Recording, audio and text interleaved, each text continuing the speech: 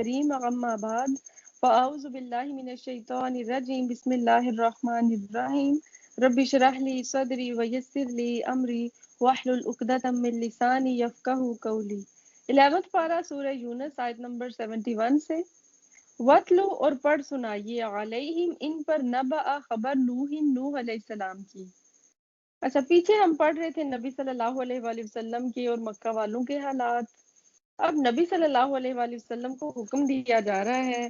کہ آپ ان لوگوں کو یعنی اہل مکہ کو حضرت نوح علیہ السلام کا قصہ پڑھ سنائیے، یعنی کیونکہ یہ لوگ مان کر نہیں دے رہے تو اب ان کو یعنی پچھلی جو چیزیں ہیں ان سے نصیحت حاصل کرنے کے لیے ان کو وہ قصہ سنا دیجئے، کیونکہ وہ دلیلوں کا جواب تو پتھروں سے دے رہے ہیں اور نصیحتوں کا جواب وہ گالیوں سے دے رہے تھے، تو اپنی بستی میں ایسے شخص کا وجود ان کے لیے سخت ناگوار بلکہ ناقابل برداشت ہو گیا تھا کہ جو غلط کو غلط کہنے والا ہو اور صحیح بات بتانے کی کوشش کرتا ہو۔ تو ان کا مطالبہ یہ تھا کہ ہم اندھوں کے درمیان جو آنکھوں والا پایا جاتا ہے وہ ہماری آنکھیں کھولنے کی بجائے اپنی آنکھیں بھی بند کر لے، ورنہ ہم زبردستی اس کی آنکھیں پھوڑ دیں گے تاکہ بینائی جیسی چیز ہماری سرزمین میں نہ پائی جائے اور ہم خوب شرک کریں۔ تو اس لیے اللہ تعالیٰ فرما رہے ہیں کہ اب انہوں نے جو طریقہ اختیار کر لیا ہے ضد اور ہٹ درمی کا، ان کو کچھ اور مطلب دلیل دینے کی بجائے آپ ایسا کریے کہ انہیں نوح کا قصہ سنا دو، اس قصے میں وہ اپنے اور تمہارے معاملے کا جواب بھی پا لیں گے، انہیں پتہ چل جائے گا کہ ہم کہاں کھڑے ہیں اور نبیوں کا ساتھ اللہ تعالیٰ کس طرح دیتا ہے۔ تو اس لیے فرمایا جا رہا ہے وَاتْلُ عَلَيْهِمْ نَبَأَ نوح، آپ ان کو پڑھ کر نوح علیہ السلام کی خبر سنا دیجئے، اس جب قولا اس نے کہا لِقَوْمِهِ اپنی قوم سے، یا قومی اے میری قوم، ان کانا اگر ہے کبرا بھاری علیکم تم پر مقامی میرا کھڑا کرنا، و تذکیری تذکیری کا ورڈ جو ہے وہ ذکر سے نکلا ہوا ہے، زال کاف اور را سے، و تذکیری اور میرا نصیحت کرنا بھی آیات اللہ اللہ کی آیات کے ساتھ، فعلی اللہ تو اللہ پر توکل تو میں نے بھروسہ کیا، فاجمعوا تو جمع کر لو امرکم اپنا کام اپنا فیصلہ، و شرکاءکم اور اپنے شریکوں کو، ثم پھر لا نہ یکن ہو امرکم فیصلہ تمہارا علیکم تم پر غمہ، غمہ کہتے ہیں چھپی ہوئی چیز کو، مخفی، غم غم کو بھی غم کیوں کہتے ہیں؟ چھپا ہوا آپ کے دل کے اندر کسی کو پتہ ہی نہیں چلتا، تو غین میم میم اس کا روٹ ہے، غمتن چھپا ہوا مخفی، ثم مقدو پھر کر گزرو الیہ میری طرف، ولا اور نہ تنظرون تم مہلت دو مجھے۔ اور آپ ان کو نوح علیہ السلام کا قصہ پڑھ کر سنائیے جبکہ انہوں نے اپنی قوم سے فرمایا کہ اے میری قوم، اگر تم کو میرا رہنا اور احکام الہی کی نصیحت کرنا بھاری معلوم ہوتا ہے تو میرا تو اللہ ہی پر بھروسہ ہے، تم اپنی تدبیر ماں اپنے شرکاء کے پختہ کر لو، پھر تمہاری تدبیر تمہاری گھٹن کا باعث نہ ہونی چاہیے، پھر میرے ساتھ کر گزرو اور مجھ کو مہلت نہ دو، یعنی جن جن کو تم نے اللہ کا شریک ٹھہرا رکھا ہے ان کی مدد بھی حاصل کر لو اور میرے خلاف جو جو چالیں چل سکتے ہو، مجھے جو نقصان پہنچا سکتے ہو پہنچا دو اور مجھے کوئی مہلت بھی نہ دو، جو کرنا ہے تم لوگ کر لو۔ فَإِن پھر اگر تولیتم منہ پھیرا تم نے، تولیتم کا روٹ جو ہے واو لام اور یا سے نکلا ہوا ہے، فما تو نہیں سألتکم میں نے مانگا تم سے من اجرن کوئی اجر، یعنی میں تو تمہیں صرف ایک اللہ وحدہ لا شریک کی دعوت دے رہا ہوں، اور اگر تم اس بات کو نہیں مانتے اور انکار کرتے ہو تو کوئی بات نہیں، تم نے جو میرا بگاڑنا ہے بگاڑ لو، اگر تم یعنی میرے خلاف چالیں چلو گے بھی تو میں کون سا تم سے کوئی اجر مانگ رہا تھا، میری سیلری تو تھی نہیں کہ جو آنا بند ہو جائے گی، مجھے کوئی بینیفٹس تو تم دے نہیں رہے تھے کہ جو مجھے ملنا رک جائیں گے، میں نے تم سے کبھی کسی ریوارڈ کی تو ڈیمانڈ نہیں کی، ان اجری الا علی اللہ نہیں میرا اجر مگر اللہ ہی کی طرف، مجھے تو تم سے کچھ لینا دینا نہیں، میرا اجر تو اللہ ہی کی طرف ہے، میں تو اللہ ہی سے مطلب جزا کی امید رکھتا ہوں، وَأُمِرْتُ اور میں حکم دیا گیا ہوں ان کے اکونا میں ہو جاؤں من المسلمین مسلمانوں میں سے، یعنی میں مطیع اور فرما بردار ہو جاؤں، مجھے اسی چیز کا حکم دیا گیا ہے، تم مانو یا نہ مانو یہ تمہارا عمل ہے۔ فکذبوہ تو انہوں نے جھٹلا دیا اس کو، فنجیناہ کا ورڈ نون جیم اور واو سے نکلا ہوا ہے، تو نجات دی ہم نے اس کو، ومن معہ اور جو اس کے ساتھ تھے، فی الفلک کی کشتی میں، وجعلناہم اور بنایا ہم نے ان کو خلائف جانشین، واغرقنا اور غرق کر دیا ہم نے الذین ان لوگوں کو کذبوا جنہوں نے جھٹلایا بھی آیاتنا ہماری آیات کو۔ تو اللہ تعالیٰ کا ہمیشہ سے یہ قانون رہا ہے کہ نبی اور اس کے فالوورز کو بچا لیا جاتا ہے اور جو مجرمین ہیں ان کو پکڑ لیا جاتا ہے۔ فانظر تو دیکھو کیف کان عاقبۃ المنذرین کس طرح ہوا انجام ڈرائے جانے والوں کا، یعنی پھر وہ لوگ کے جو انکار ہی پر بزد رہے تو ان کو کس طرح سے طوفان نوح میں گھیر لیا گیا اور ان کو تباہ و برباد کر دیا گیا۔ ثم پھر بعثنا کا ورڈ باعثا سے نکلا ہے، باعین سا سے، بھیجا ہم نے، مبعوث کیا ہم نے، من بعد ہی اس کے بعد، رسولن رسول، الی قومہم ان کی قوم کی طرف، فجاؤہم تو وہ آئے ان کے پاس، بالبینات ساتھ روشن دلائل کے، فما تو ناکانو تھے وہ، لیؤمنو کہ وہ ایمان لاتے، بما بوجہ اس کے جو کذبوا وہ جھٹلا چکے تھے، بھی ساتھ اس کے، من قبل اس سے پہلے۔ پھر نوح علیہ السلام کے بعد ہم نے رسولوں کو ان کی قوموں کی طرف بھیجا تو وہ ان کے پاس روشن دلیلیں لے کر آئے، بس جس چیز کو انہوں نے اول میں جھوٹا کہہ دیا یہ نہ ہوا کہ پھر اس کو مان لیتے، یعنی ایک بار جب انہوں نے انبیاء کی بات کا انکار کر لیا تو اب اس انکار پر ان کی انا نے ان کو بزد رکھا، یعنی یہ پہلی مرتبہ کا انکار ان کے لیے مستقل حجاب بن گیا اور وہ یہی سوچتے رہے کہ ہم تو پہلے انکار کر چکے ہیں اب اس کو کیا ماننا، تو رزلٹ کیا ہوا کہ ایمان سے ٹوٹلی محروم رہے۔ کذالک اسی طرح نتبع ہم مہر لگا دیتے ہیں اعلیٰ اوپر، قلوبی دلوں پر، المعتدین حد سے بڑھنے والوں کو، تو اللہ تعالیٰ اسی طرح حد سے بڑھنے والوں کے دلوں پر مہر لگا دیتا ہے، یعنی جس طرح ان گزشتہ قوموں پر ان کے کفر اور انکار کی وجہ سے مہریں لگتی رہی ہیں، اسی طرح آئندہ بھی جو قوم رسولوں کو جھٹلائے گی اور اللہ کی آیتوں کا انکار کرے گی ان کے دلوں پر بھی مہر لگتی رہے گی اور ہدایت سے وہ اسی طرح محروم رہے گی جس طرح گزشتہ قومیں محروم رہیں۔ تو ان لوگوں نے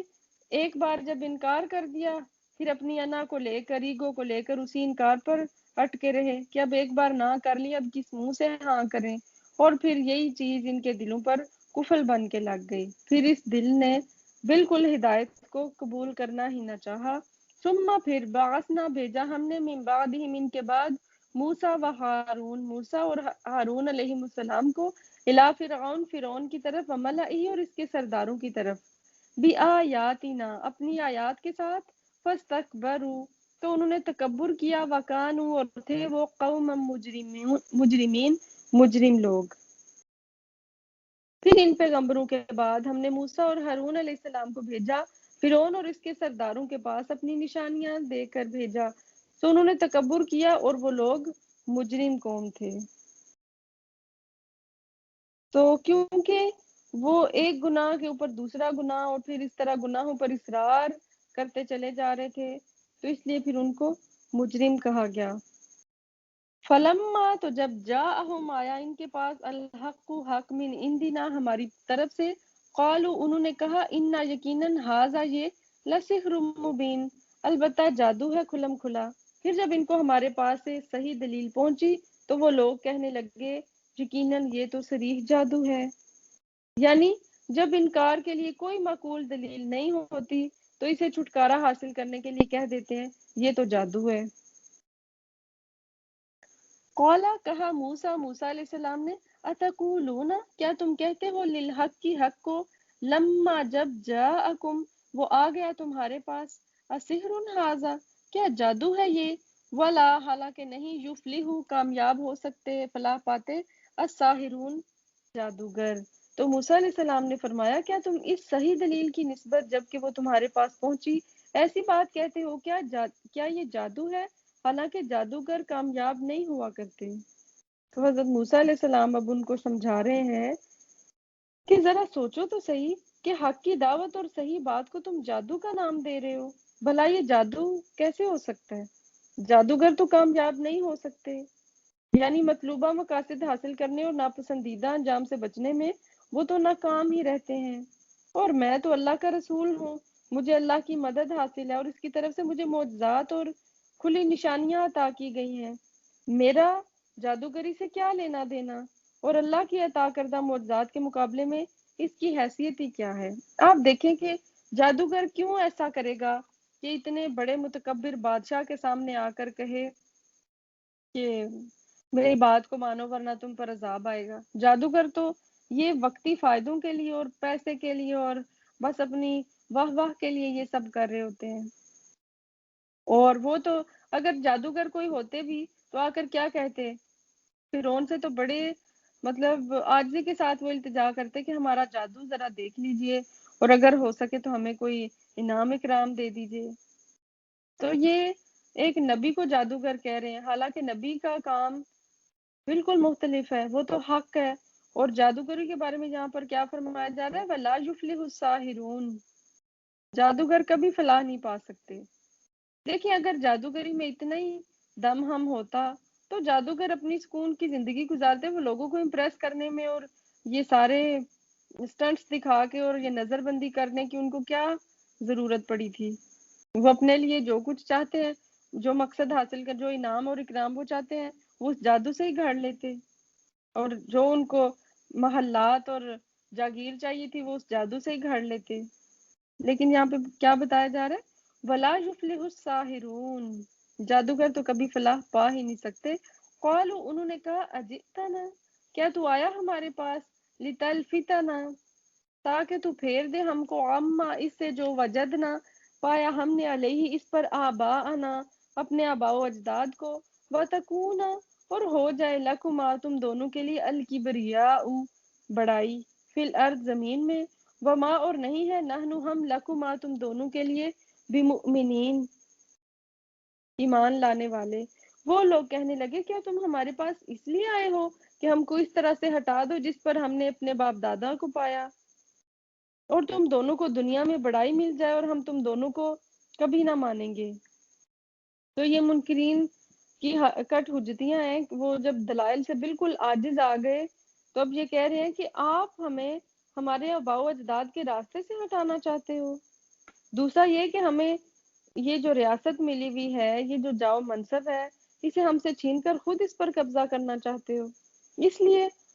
ہم تو کبھی بھی تم پر ایمان نہیں لائیں گے کہ تم تو یہ سب اس لیے کر رہے ہو کہ ہم تمہیں بادشاہ مان لیں، اور پھر یہ کہ تم ہمیں اس چیز سے ہٹانا چاہتے ہو جس پر ہم نے اپنے باپ دادا کو پایا۔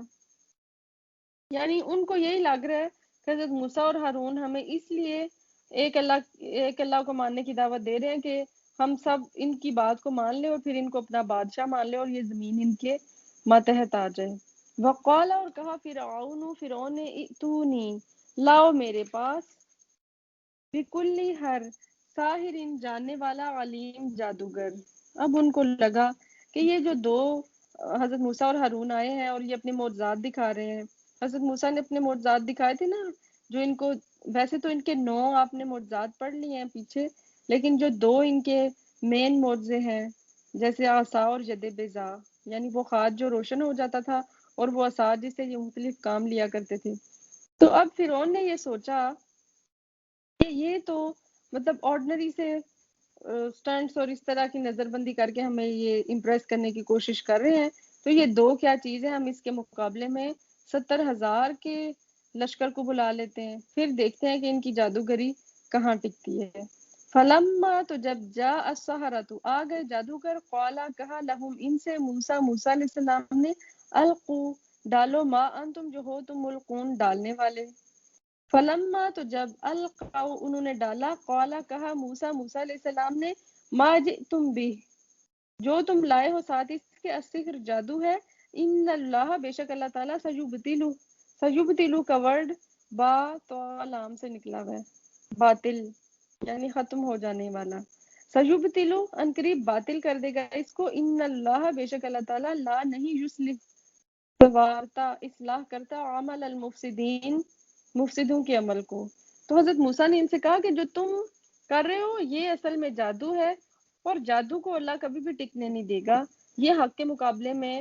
باطل کیسے قرار پکڑ سکتا ہے؟ اور اللہ تعالیٰ تو مفسدین کو یعنی جادو کو یہاں پر فساد سے تعبیر کیا گیا کہ جادو کو اللہ تعالیٰ کبھی بھی کامیاب نہیں ہونے دے گا۔ وَيُحِقُّ اللَّهُ الْحَقَّ، اور سچا ثابت کر دکھاتا ہے اللہ حق کو بھی کلماتی، ساتھ اس کے کلمات کے ولو، اور اگرچہ کری المجرمون، ناپسند کریں مجرم، مجرموں کو چاہے کتنا ہی برا کیوں نہ لگے، لیکن اللہ جو باطل ہے اس کو مٹا کر رہے گا اور حق کو حق دکھا کر رہے گا۔ تو جادوگری چاہے کتنی بھی مطلب اعلیٰ پایا کی ہو، ایٹ دا اینڈ اس کی حقیقت لوگوں کے سامنے کھل جاتی ہے۔ اچانک سے جب وہ شعبدہ بازیاں ختم ہوتی ہیں تو وہ جادو کا جو اثر ہے وہ ختم ہو جاتا ہے، لیکن حق جو ہے، جو معجزات ہیں انبیاء کے، وہ تو اسی طرح سے ہیں۔ تو ان ساری آیات کا خلاصہ کیا ہوا کہ جو جادوگری ہے اور جو نبوت کے معجزات ہیں، لوگوں نے ان کو خلط ملط کرنا چاہا، کیونکہ جب ان کے پاس کوئی اور دلیل نہ بن پائی تو انہوں نے خود انبیاء ہی پر کیچڑ اچھالنا شروع کر دیا، اور